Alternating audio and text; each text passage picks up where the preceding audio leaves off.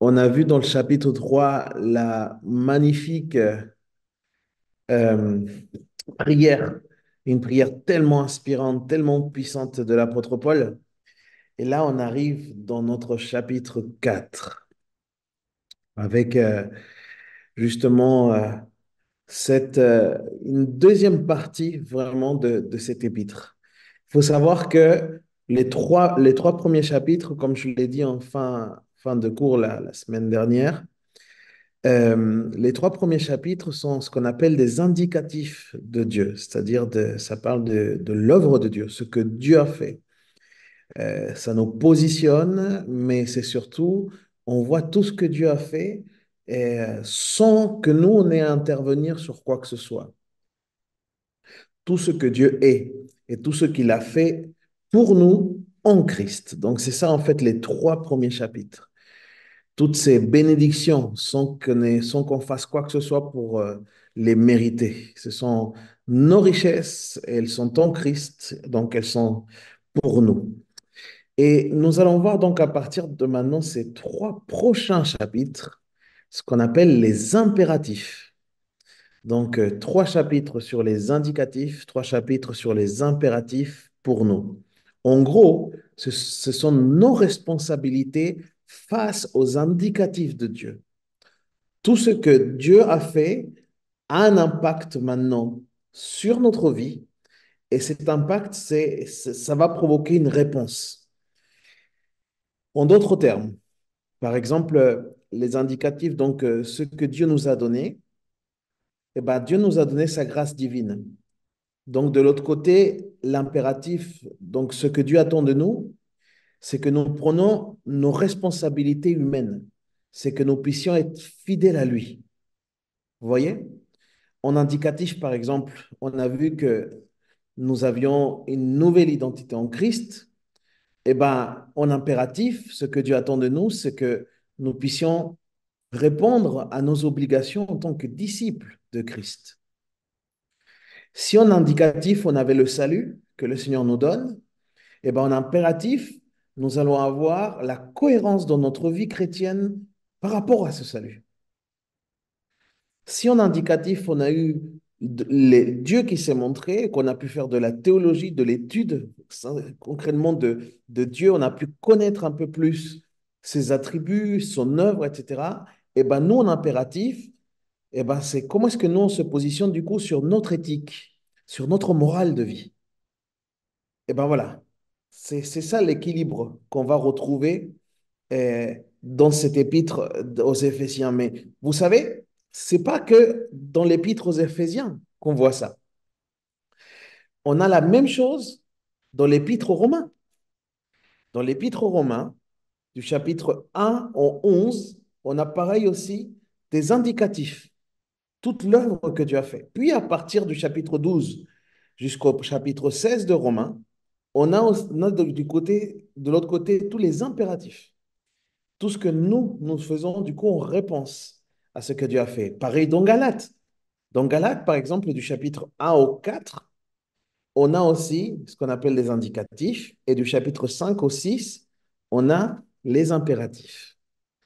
Paul nous laisse donc voir qu'il y a forcément une réponse, une action, une conduite, une responsabilité face à ce que Dieu a fait. Vous êtes avec moi là? Ça va? Très bien.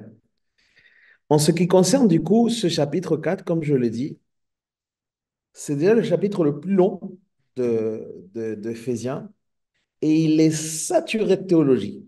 Il y a énormément de choses superbes, magnifiques sur Dieu, mais aussi sur nous, du coup, sur ce que nous devons faire particulièrement.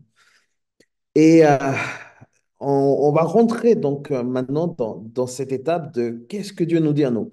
Du coup, je dirais, on doit être particulièrement attentif parce que ça y est, c'est le moment où Dieu nous parle directement à chacun d'entre nous. Donc, on va diviser ce chapitre en simplement deux parties. On va aller du verset 1 jusqu'au verset 16 et puis du verset 17 jusqu'à la fin, c'est-à-dire le verset 32.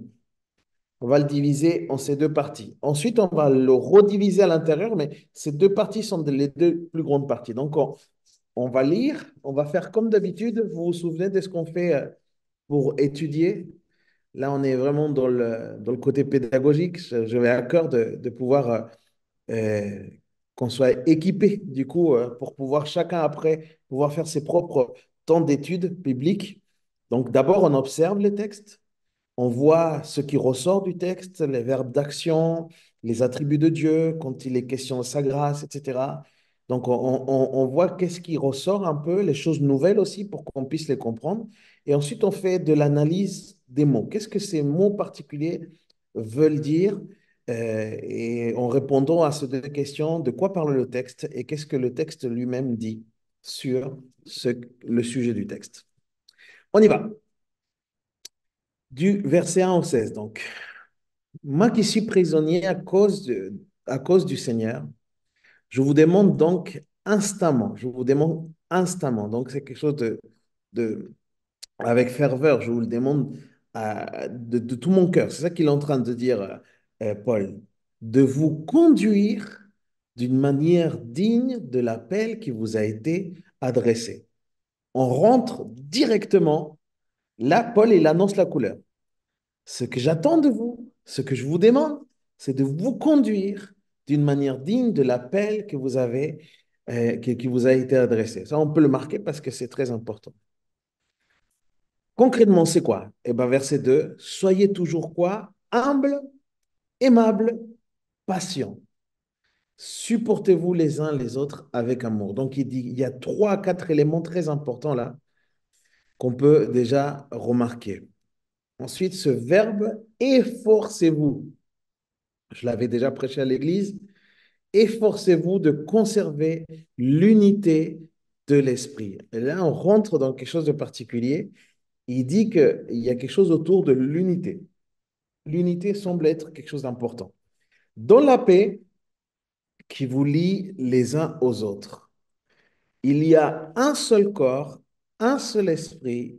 De même, vous avez été appelés à une seule espérance lorsqu'il vous a fait venir à lui.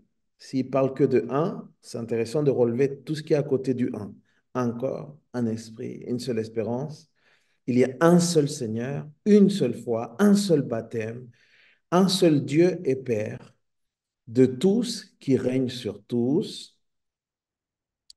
Il règne, ce mot-là est important pour moi, et qui agit par tous et qui est en tous. Verset 7. Cependant, chacun a reçu quoi? La grâce. On revoit ce mot-là qui réapparaît, très important dans cet épître. La grâce de Dieu, selon la part que le Christ lui a donnée dans son œuvre.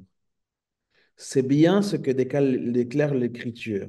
Il est monté, là il fait une référence, il est monté sur les hauteurs, il a amené il a emmené pardon, des captifs et il a fait don aux hommes. Le mot don, ça aussi, c'est un mot qui revenait beaucoup dans les autres chapitres.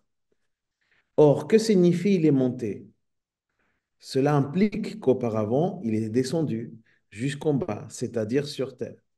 Celui qui est descendu aussi, il est monté au-dessus de tous tous les cieux, afin de remplir l'univers entier. Là, il parle concrètement de Jésus qui est venu sur terre avec la mission de salut et de salut du plus grand nombre. C'est pour ça qu'il dit qu'il va remplir l'univers. Verset 11. C'est lui qui a fait don de certains, qui a fait don de certains comme apôtres, d'autres comme prophètes, d'autres comme évangélistes et d'autres encore comme pasteurs et enseignants. Très important. On voit là ce qu'on appelle les ministères dons. Donc pareil, c'est important de pouvoir le remarquer. Verset 12. Il a fait don à ces hommes pour que ceux qui appartiennent à Dieu soient rendus aptes. Là, on voit la raison, qu'ils soient rendus aptes à accomplir quoi? Leur service. Service rendu apte en vue de quoi? De la construction du corps du Christ. Verset 13. Ainsi, nous parviendrons tous ensemble à l'unité. Le mot revient. l'unité dans la foi et dans la connaissance du Fils de Dieu à l'état d'adulte. Une notion nouvelle commence là, l'état d'adulte. Et Paul cherche quelque chose du chrétien, un stade où se manifeste toute la plénitude qui nous vient du Christ. De cette manière, nous ne serons plus des petits-enfants ballottés. Là, il fait l'opposition. Nous ne serons plus des petits-enfants ballottés, comme dans des barques par les vagues et emportés ça et là par le vent de toutes sortes d'enseignements. C'est quoi ces sortes d'enseignements? Et à la merci d'hommes habiles à entraîner les autres dans l'erreur.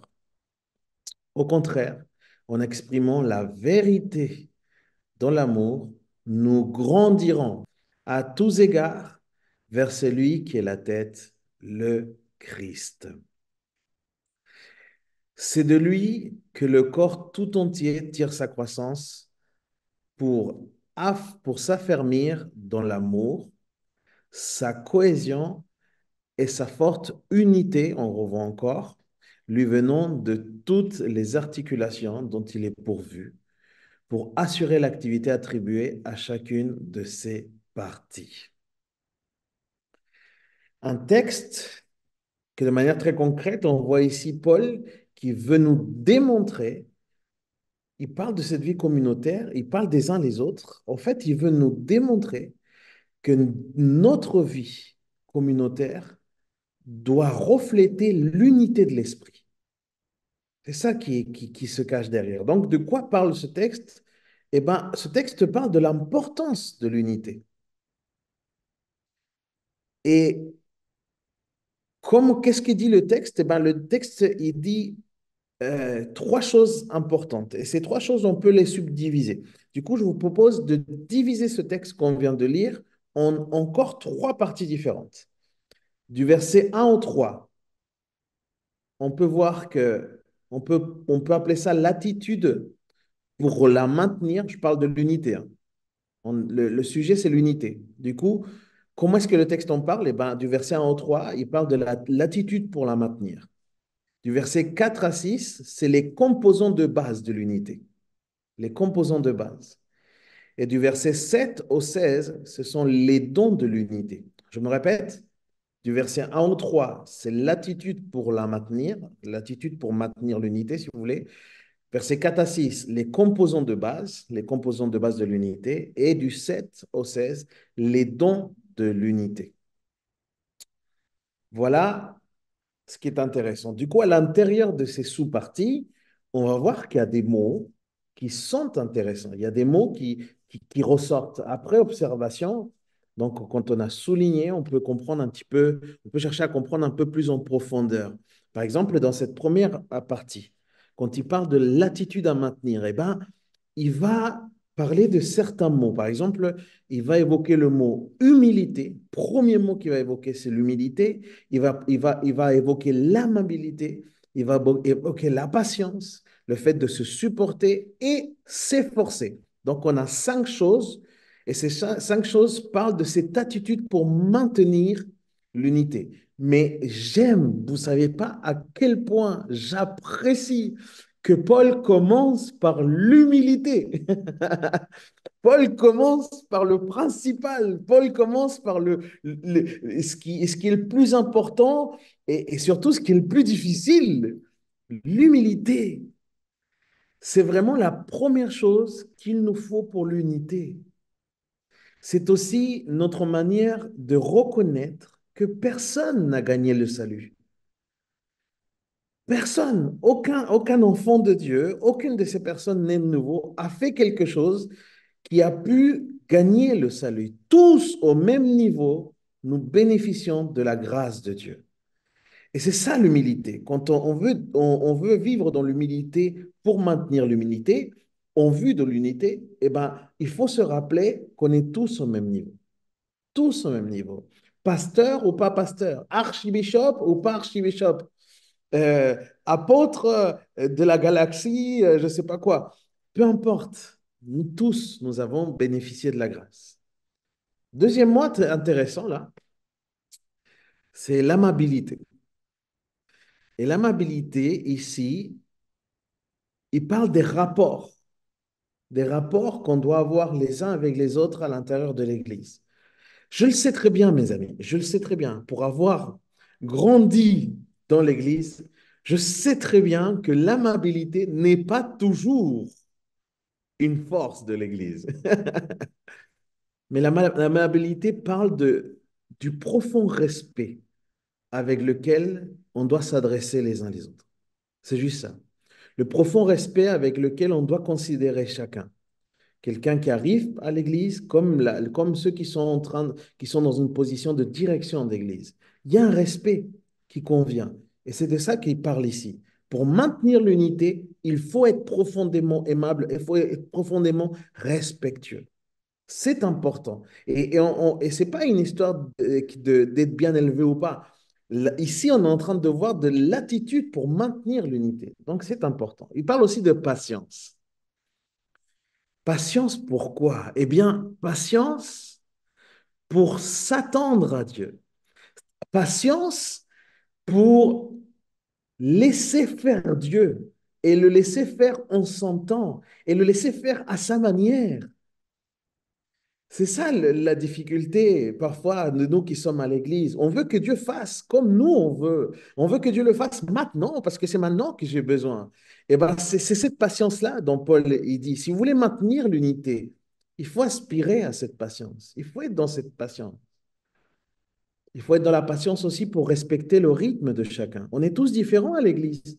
Il y a des gens qui sont plus récents dans la foi et il y a des gens que ça fait longtemps qui sont là. Eh bien, il faut avoir une patience, respectant chaque rythme de chacun. Il y en a qui vont réaliser des choses beaucoup plus vite, et il y en a d'autres qui vont mettre longtemps à réaliser. Et c'est aussi ça, la patience. Et c'est pour ça, ça va bien avec se supporter aussi. Se supporter. Ah, j'aime bien ça parce que si on a besoin de se supporter, c'est parce que nous ne réfléchissons pas tous pareil, les amis. Dans l'Église, on a tous des manières de réfléchir différentes. Nous sommes tous différents et gloire à Dieu pour ça, les amis, parce qu'à partir du moment où on l'accepte de la part de Dieu, eh bien, ça devient une richesse pour l'Église. Nos différences peuvent être une richesse. Et du coup, nous ne pouvons pas imposer notre manière comme si nous savions tout, comme si on avait la science infuse. Attention aussi à la susceptibilité, les amis. Une chose, c'est d'être sensible, une autre chose, c'est d'être susceptible. Et souvent, les susceptibles sont des personnes qui ne se laissent pas enseigner. Et dans le royaume de Dieu, on doit se laisser enseigner. C'est très important. On doit se supporter les uns les autres. Et le dernier mot parle de s'efforcer. Or, s'efforcer pourquoi? Eh bien, parce que ce n'est pas naturel que de cultiver l'unité, les amis. Ce n'est pas naturel. On doit être intentionnel dans notre volonté d'unité. Ce n'est pas quelque chose qui va couler de source, comme je l'ai déjà dit. Mais Dieu nous a donné cette unité par l'Esprit et c'est à nous maintenant de la cultiver. Dieu nous donne cette unité en Christ, mais c'est à nous de la cultiver. Et c'est dans cela qu'il faut être intentionnel et du coup s'efforcer. Et ça, c'est ensemble. Ça va jusqu'à là? On continue. Versets 4 à 6, on a dit les composants de base. Et là, on arrive sur le reste, sur les un. Vous voyez, quand il est écrit, il y a un seul corps, un seul esprit, de même que vous avez été appelés, une seule espérance, un seul Seigneur. Du coup, on va s'intéresser à ces un. Un seul corps, il parle de l'Église. On va aller très vite. Un seul corps, c'est l'Église. Un esprit, l'Esprit de Dieu, la troisième personne de la Trinité. Une espérance, ça c'est le salut. Notre espérance, c'est le salut, c'est d'être sauvé. Un Seigneur, c'est Jésus, celui qui pourvoit le salut. Une foi, c'est le moyen, la foi, c'est le moyen pour accéder au salut. OK? Un baptême, ça, c'est le moyen pour témoigner de notre salut. Un Dieu est Père, Et en plus, là, c'est précis parce qu'il dit un seul pour tous et en tous. C'est notre Dieu, le Père. Il y a donc ici 7 éléments. Voyez ça comme une espèce de recette. Voyez ça comme une espèce de recette de cuisine. Il y a 7 éléments, 7 composants élémentaires pour l'unité de l'esprit. Et ce chiffre 1 renforce l'idée justement d'unité. Il n'y a qu'un seul chemin, il n'y a qu'une seule manière de faire, parce qu'il n'y a qu'un seul corps, un seul esprit, une seule espérance, un Seigneur, une foi, un baptême, un Dieu et Père. C'est pas pareil que l'autre. Donc ça, ce sont les composants de base. Allons maintenant dans les dons de l'unité. Ça, c'est donc du verset 7 pardon, jusqu'au 16. Et là, donc, il y a quelque chose de beau. On peut s'intéresser dans ce qui sont les dons de l'unité. On peut s'intéresser à la source. OK? Quelle est la source? Eh bien, la grâce de Jésus-Christ est la source de cette unité. La grâce de Jésus-Christ. Tout nous vient de lui et tout nous a été donné par lui. Alors, quelle est la nature de ces dons? De Oh, manière c'est plus concrète, il parle ici de ce qu'on appelle les ministères dons.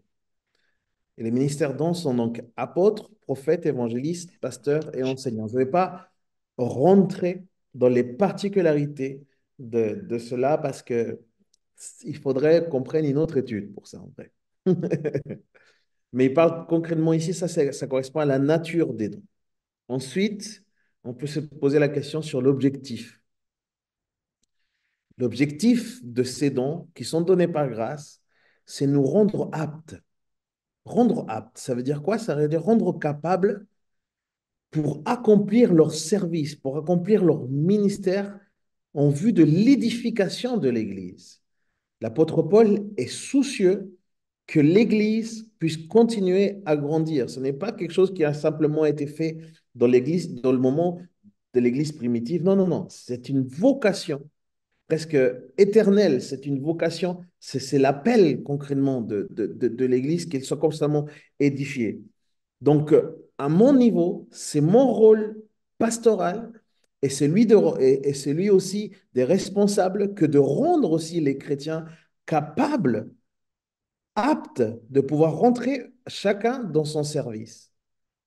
Je ne suis pas appelé à tout faire, mes frères et sœurs. Moi, en tant que pasteur, je ne suis pas appelé à tout faire. Chacun doit être rendu apte, et c'est ça le rôle de nous, les responsables, c'est rendre apte, c'est conduire, c'est donner les capacités, accompagner, afin que chacun puisse accomplir le ministère en vue de l'édification de l'Église. L'Église ne peut pas reposer sur un pasteur, parce que l'Église, c'est l'ensemble des pierres vivantes. Donc, ce chapitre 4, il est en train de nous dire que notre foi en Jésus-Christ doit nous conduire forcément à l'unité. En gros, l'appel de la foi est l'unité. C'est ça qu'il est en train de dire au travers de ça. Allons maintenant dans la deuxième partie du chapitre. Est-ce que jusqu'à là, tout va bien? Très bien. Verset 17. On va lire ça ensemble. On va observer le texte et puis après, encore une fois, voir les spécificités des mots. On va analyser quelques mots pour comprendre ce que l'apôtre Paul veut nous dire. Verset 17. Voici donc ce que je vous ai dit, ce que je vous déclare au nom du Seigneur. Vous ne devez plus vivre comme les païens. Waouh! Très concrètement. Il rentre dans le temps encore. Paul est concret, hein? C'est un apôtre au cactus. Il pique.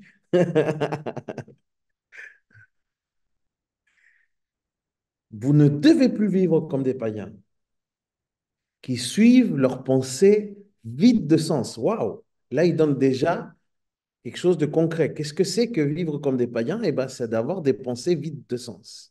Ils ont en effet l'intelligence obscurcie et ils sont étrangers à la vie. Waouh! L'expression est intéressante. Étrangers à la vie que Dieu donne à cause de l'ignorance qui est en eux et qui provient de l'endurcissement de leur cœur. Waouh! C'est dur, hein? C'est dur, mais c'est très vrai. Et ça, les amis, ça parle de nous avant Christ. Voilà ce que nous vivions. OK? Du coup, voilà, pensée de vide de sens, c'est quelque chose que je surligne. Intelligence obscurcie, étranger à la vie, dans l'ignorance, endurcissement du cœur, c'est des choses très, très concrètes pour pouvoir comprendre ce que c'est que la vie en tant que païen. Ayant perdu tout sens moral, ils se sont livrés à l'inconduite pour se jeter avec frénésie dans toutes sortes de vices. Mais vous, ce n'est pas ainsi que vous avez appris ce que signifie pour vous le Christ, puisque vous avez appris ce qu'il est, puisque vous avez appris ce qu'il est et qu'on vous a enseigné, à vous qui êtes chrétiens, ce qui est conforme à la vérité qui est en Jésus. Cela consiste à vous débarrasser de votre ancienne manière de vivre. Très important, on peut le surligner ça. Vous débarrasser de votre ancienne manière de vivre. Celle de l'homme que vous étiez autrefois, et que les désirs trompeurs mènent à la ruine. À être, regardez ce qu'il dit, très intéressant, à être renouvelé pour le changement, à être renouvelé par le changement, pardon, de ce qui oriente vos pensées et à vous revêtir de l'homme nouveau, créé conformément à la pensée de Dieu et pour mener une vie juste et sainte que produit la vérité. C'est pourquoi débarrassez-vous. Débarrassez-vous du mensonge, que chacun de vous dise la vérité à son prochain. Waouh, on parle de mensonge, très concret. Nous ne sommes pas membres les uns des autres. Mettez-vous en colère, mais ne commettez pas de péché. Waouh, ce mot colère apparaît aussi là. Intéressant. Que votre colère s'apaise avant le coucher du soleil. Ne donnez aucune prise au diable. Que le voleur cesse de dérober. Donc on avait colère, voleur maintenant, et qu'il donne plutôt de la peine et travaille, pardon, et qu'il donne plutôt de la peine et travaille honnêtement de ses mains pour qu'il ait de quoi secourir ceux qui sont dans le besoin. Ne laissez aucune parole blessante. Très concret encore, l'apôtre Paul. Ne laissez aucune parole blessante franchir vos lèvres, mais seulement des paroles empreintes de bonté. C'est beau ça, des paroles empreintes de bonté. Qu'elles répondent à un besoin et aident les autres à grandir dans la foi. Ainsi, elles feront du bien à ceux qui les entendent. Verset 30. N'attristez pas le Saint-Esprit de Dieu, car cet Esprit vous a donné, vous a marqué, pardon, de son sceau comme sa propriété pour le jour de la délivrance. On avait vu c'était quoi le sceau, hein? La marque d'appartenance. Verset 31. Amertume, irritation, colère, éclat de voix, insulte, faites disparaître tout cela de milieu de vous, ainsi que toute forme de méchanceté. Et il finit avec ça, central, très important. Soyez bons et compréhensifs les uns envers les autres. Pardonnez-vous réciproquement, comme Dieu vous a pardonné en Christ. Et on voit ce en Christ très bien placé. C'est bien joué, Paul.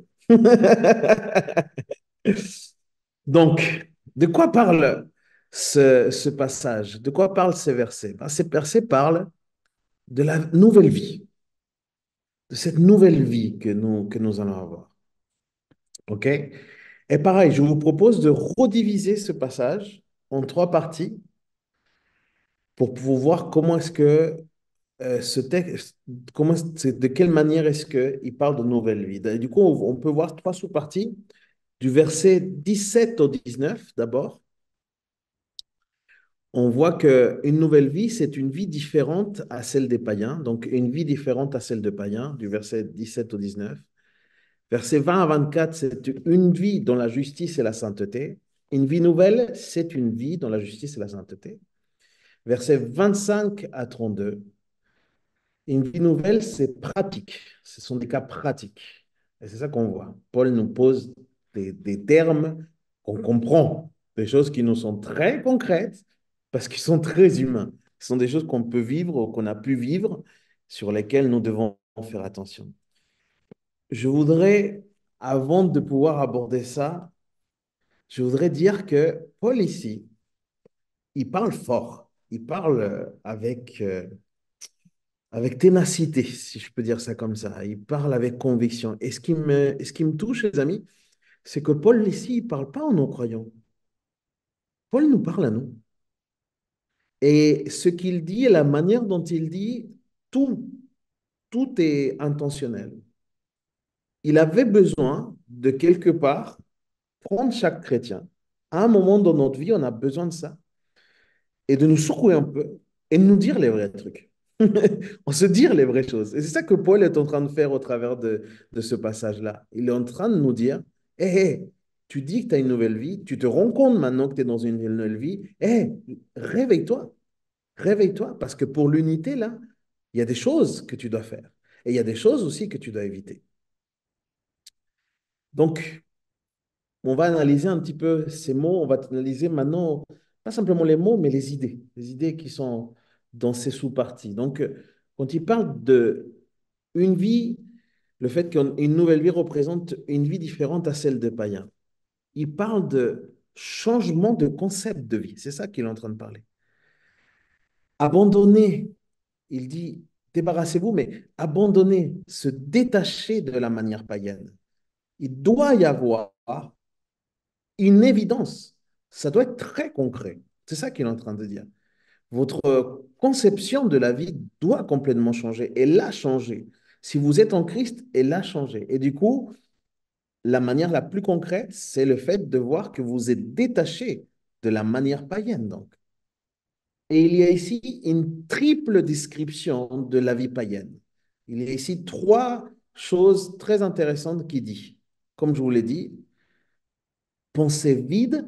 Il dit ça, la première chose qu'il dit, c'est une pensée vide. OK? C'est quoi une vie païenne? Eh ben, c'est une vie avec un vide sidéral finalement, avec une quête de pouvoir remplir ce vide, mais il y a un vide, quoi. Ensuite, il dit intelligence obscurcie, et puis après, il dit étranger à la vie. Et il dit que c'est à cause de l'ignorance et de l'endurcissement de notre cœur qu'on a une vie païenne, en fait. En gros, on devient insensible. Quand on est dans une vie païenne, on est insensible, en fait. Mes amis, quand il parle de ça, quand il dit pensée vide, euh, on peut comprendre, il y a un autre mot qui était utilisé ici, c'est le mot vanité. Mais le mot vanité dans le sens vain, dans le sens que ça n'a pas d'utilité. Comme, comme les ragots dans les magazines sur les stars, là. Ça n'a aucune utilité. Ça ne sauve personne. Ça ne change pas un pays. Voilà, ça ne fait pas gagner de l'argent aux pauvres. C'est pas ça. OK? Du coup, c'est dans ce sens-là. Vide. Une pensée qui n'a pas forcément d'utilité, en fait. Une intelligence obscurcie parce qu'on est dans les ténèbres. Une intelligence obscurcie, il fait appel à ça, à qu'on n'est pas illuminé dans notre intelligence. Et du coup, en fait, tout ce qu'on aspire et tout ce qu'on appelle bien, finalement, c'est quelque chose de mal, puisque nous sommes dans l'obscurité. Et puis, quand il dit étranger à la vie, c'est simple. La vie se trouve en Christ. Et si nous ne sommes pas en Christ, alors nous ne pouvons pas avoir la vie. Et mes amis, quand on entend des choses comme ça, si à un moment, on se retrouve, nous, avec des pensées vides, Si à un moment, nous, on se retrouve dans une sorte d'intelligence obscurcie ou qu'on se considère étranger à la vie, eh ben, un texte comme ça, ce que Paul nous dit, il dit, vous devez vous réveiller. Ça devrait réveiller en nous aussi quelque chose de fondamental. Quand je me rends compte à quel point justement ces personnes endurcissent leur cœur, mais ils l'endurcissent parce qu'ils sont ignorants, eh bien, au lieu de rentrer dans une espèce de guéguerre avec ces gens-là, en fait, ce que Paul veut nous dire ici, ce n'est pas, il n'est pas simplement en train de pointer du doigt le principe d'une vie païenne. Paul veut réveiller en nous aussi une profonde compassion pour les âmes perdues. Il est en train de dire, eux, ils n'ont pas cette révélation. Eux, ils sont étrangers à la vie, les amis. C'est la mort qui les détient. Et ça ne devrait pas nous laisser insensibles. Ça devrait nous morfondre, ça devrait nous toucher. Parce que seul l'Évangile peut réveiller un cœur comme ça. Et nous étions comme ça. Et parce que le Seigneur nous a réveillés, nous sommes venus à la vie et nous sommes maintenant en Christ. Mais n'oublions pas que Paul, ici encore une fois, s'adresse à l'Église. Une Église qui elle-même, à son tour, pourrait un jour devenir insensible. Une Église qui, elle, à son tour, pourrait se laisser endormir. Et si vous avez fait l'étude à l'Apocalypse, les 7 lettres d'Apocalypse, il parle de ça. Il parle de ça. Donc, si c'est notre cas, si nous sommes insensibles aux âmes perdues, eh ben, le Seigneur, ce soir même, il veut nous réveiller. Il veut nous dire, tu dois te laisser encore transformer. Tu es en Christ, mon frère, ma soeur. Tu es en Christ, c'est considérable. Il y a quelque chose que le Saint-Esprit doit encore opérer si tu n'es pas sensible aux âmes perdues. C'est essentiel. Amen. On va continuer. Verset 20 à 24. Du verset 20 à 24, il dit que une vie nouvelle, c'est une vie dans la justice et la sainteté. Et il va dire des choses très, très concrètes. Il va dire que nous devons apprendre de Christ, ce que vous avez appris de Christ. C'est ça qu'il va leur dire. Apprendre de Christ. C'est-à-dire que nous devons changer. Nous devons changer. Nous sommes dans une école. Quand vous êtes à l'école, ça vous transforme la manière de réfléchir. Eh ben, nous devons changer. Notre transformation doit être à l'image de Christ. Ce que nous sommes appelés à devenir, ce sont des enfants à l'image de Jésus. L'image de Jésus doit se refléter année après année. Et là, vous pouvez, quelque part, on peut s'arrêter une seconde et on peut réfléchir. Depuis notre conversion, à quel point l'image de Christ a progressé en nous? À quel point on peut voir Jésus-Christ en nous? Ça, c'est une bonne question à poser à nos enfants. C'est une bonne question de poser à poser à notre mari, à notre épouse, des gens qui nous connaissent bien. À quel point on peut l'évaluer? On peut évaluer ça de manière très, très concrète. Si avant, tu étais extrêmement colérique dans une réponse, mais voilà, tu laissais rien passer, est-ce que maintenant ton cœur est apaisé? Si avant, tu étais dans des mensonges, est-ce que maintenant, tu n'es plus dans les mensonges? Est-ce que dans la façon de traiter les autres, est-ce que tu as évolué dans cette façon-là? Est-ce que tu es plus tendre avec ton épouse? Aïe, aïe, aïe. Je vais pas vous laisser balancer les sœurs, hein. Est-ce que vous êtes plus serviable avec votre époux? Non, non, restez là, dites rien les frères, ne dites rien. Mais très concrètement, c'est ça en fait, apprendre de Christ, c'est ça. Ensuite, il dit, une vie changée par Christ. Et là, il utilise ce mot se débarrasser. Et c'est très intéressant. Parce que se débarrasser, ça veut dire laisser tomber notre ancienne manière de vivre. OK? Le vieil homme, c'est là, la vieille femme. Pourquoi pas parler de la vieille femme aussi? Le vieil homme, la vieille femme. Non pas, et ce n'est pas lié à l'histoire de l'âge, hein. Vous comprenez bien, hein. Ce n'est pas quelqu'un qui est très âgé, etc. C'est pas ça.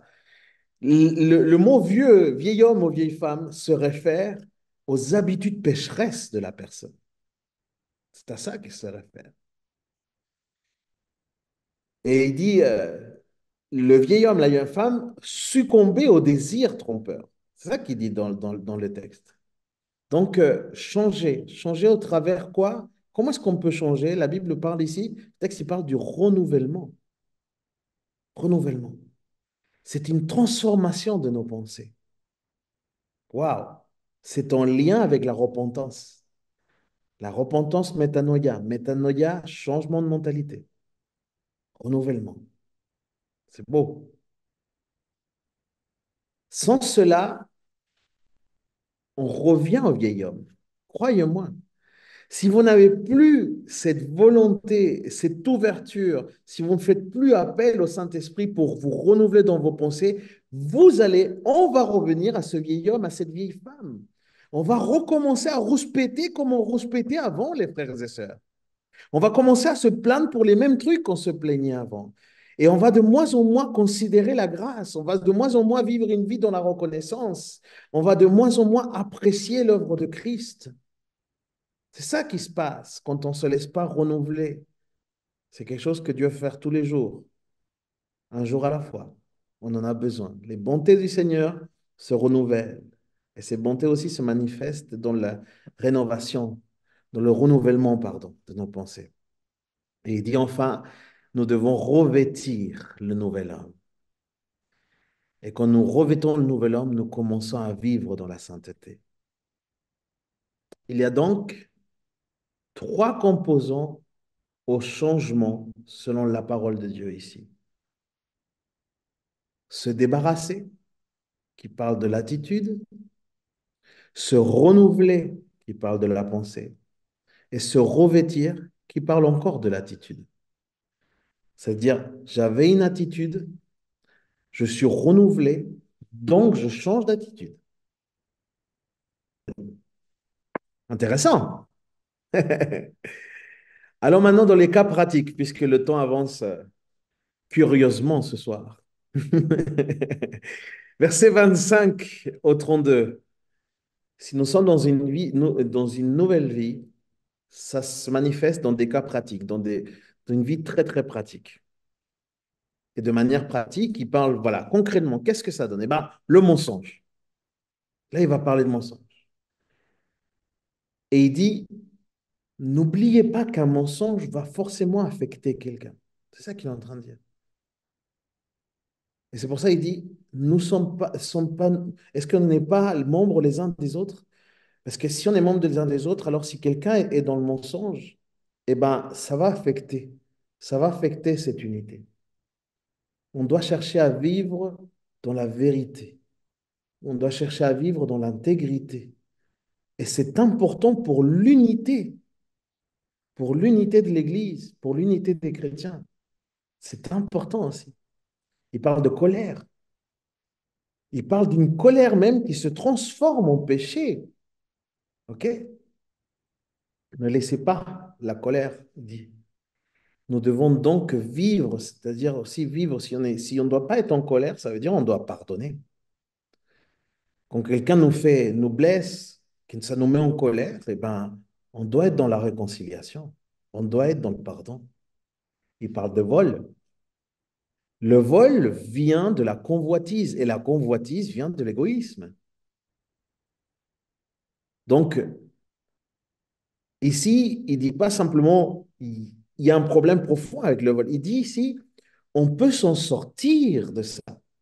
Et il donne la clé. Comment est-ce qu'on peut se sortir de cette vie de vol? Il dit, ben, en travaillant et en aidant, en offrant aux autres ce qu'on a gagné. C'est-à-dire en vivant de manière généreuse. Alors qu'on était dans cet égoïsme, puisque la convoitise vient de l'égoïsme, eh bien, alors qu'on était dans cet égoïsme, eh bien, on va faire tout l'inverse, on va être dans la générosité. Le partage s'oppose à l'égoïsme. Et du coup, l'apôtre Paul, il dit, si vous vouliez commencer à donner plus que jamais, soyez généreux. Il parle aussi ici de la manière dont on communique, la communication, puisqu'il dit, Attention, les mauvaises paroles, elles n'édifient pas. Si les mauvaises paroles n'édifient pas, alors on devrait être dans le partage de la grâce. On devrait, au travers de nos paroles, être dans le partage de l'espérance. Notre communication doit servir à partager la grâce, à partager l'espérance. Et c'est fort, parce qu'il dit que c'est cette communication, c'est notre communication qui peut attrister l'Esprit de Dieu. C'est fort, c'est très concret. Pourquoi? Parce que l'Esprit donne toujours l'opposé des mauvaises paroles, les amis. L'esprit donne toujours l'opposé de paroles blessantes, etc. Pourquoi? L'esprit, qu'est-ce qu'il fait? Eh bien, l'esprit encourage, l'esprit console, l'esprit guide, l'esprit illumine. Et c'est tout le contraire des mauvaises paroles. Et c'est pour ça que ça attriste l'esprit. C'est fort, hein? Et puis après, c'est tout le reste, tous les autres, tous les autres, toutes les autres choses, l'amertume, l'irritation, les insultes, la méchanceté, waouh! Tout ça, ce n'est que la manifestation du vieil homme duquel on doit se débarrasser pour revêtir le nouveau. Et là, il dit, vous voulez comprendre c'est quoi le vieil homme? Eh bien, si tu es dans l'amertume, c'est le vieil homme qui revient. Si tu es irrité constamment, c'est le vieil homme qui revient. Si tu es obligé d'insulter ou tu te sens libre de pouvoir insulter, c'est le vieil homme qui revient. Si tu es méchant, c'est le vieil homme. Tu as besoin de revêtir le nouvel homme. Tu as besoin de revêtir la nouvelle femme. Ah, c'est très fort. Je vous dis, ce chapitre 4 est extrêmement concret. Vous serez étonné de savoir ou de voir à quel point nous, les pasteurs, on est malheureusement face à beaucoup de ces constats dans l'Église. Tous ces mots-là, Emmaüx, hein, que Paul parle, nous, on les voit. Moi, je les vois. J'ai vu des situations dans lesquelles les gens étaient profondément égoïstes. J'ai vu des gens insulter d'autres. J'ai vu de la méchanceté. J'ai vu des gens profondément amers. Et pourquoi pas le dire? Moi, j'ai été aussi dans des situations comme ça. Des pasteurs ont pu vivre aussi dans ça, dans cette espèce de méchanceté, dans des paroles qui n'édifiaient pas, dans de la concurrence bizarre, là. Ça existe. Et là, ce qu'il est en train de dire, l'apôtre Paul, c'est que nous devons revêtir le nouvel homme. Et tout cela, toutes ces choses mauvaises-là, ils n'ont qu'un but, les amis. C'est obstruer. C'est venir s'opposer à l'unité que Dieu désire dans son Église. Et c'est pour ça qu'on doit prendre ça au sérieux. C'est pour cela que Paul s'adresse non pas aux païens, Paul s'adresse à nous. Et il est soucieux de l'unité de l'Église. Et si vous le permettez, donc vu qu'il reste simplement quelques minutes, à la lumière de ce qu'on vient de lire, moi, ça m'a fait beaucoup réfléchir. À la lumière de ce que nous venons d'apprendre, on peut vraiment prendre un petit temps, juste pour se questionner. Comment est-ce que nous sommes vraiment en train de nous laisser changer par la grâce de Dieu? On peut réfléchir à ça. De quelle manière progressons-nous concrètement dans l'unité? De quelle manière je suis acteur dans ça? Dans quelle manière mon engagement à l'intégrité, à la vérité, est vraiment pris au sérieux en vue de l'unité? Je me posais cette question. Avons-nous revêti entièrement, peut-être partiellement, nous avons revêtu le nouvel homme ou la nouvelle femme en Christ, mais peut-être pas entièrement. Ou est-ce qu'il y a des choses, justement, que nous devons encore demander à Dieu qui nous fasse grâce et qui nous renouvelle, qui nous transforme, qui renouvelle surtout notre manière de voir les choses. Du coup, je vous propose, les amis, qu'on se prenne un petit temps ce soir de prière comme ça. Moi, pour moi, les études, c'est beau. Ah, j'aime faire ces études avec vous. Je me suis pris des nouvelles passions. J'en faisais pas avant, je vous l'avoue. C'est avec vous que j'ai commencé à faire des études bibliques, comme ça, à les partager en tout cas. Mais je ne veux pas faire des études juste pour faire des études. Moi, je crois que l'étude de la parole de Dieu est encore un moyen pour Dieu de nous parler, de nous façonner. Et du coup, je ne veux pas manquer cette occasion pour qu'ensemble, simplement, on puisse méditer un petit peu, on puisse prier un instant. Et on va inviter le Saint-Esprit à qu'il puisse nous sonder et qu'il puisse mettre en lumière. Il va le faire, hein. Attention, je vous préviens. Si on lui demande avec sincérité, il va le faire. Il va nous dire, hey, hey, hey, attention à ta manière de parler. Il va nous dire, hey, attention à comment tu regardes l'autre. Attention à ta considération, hein, à cette amabilité que tu as. Est-ce que tu es vraiment aimable avec tout le monde ou tu sélectionnes les personnes avec qui tu es aimable?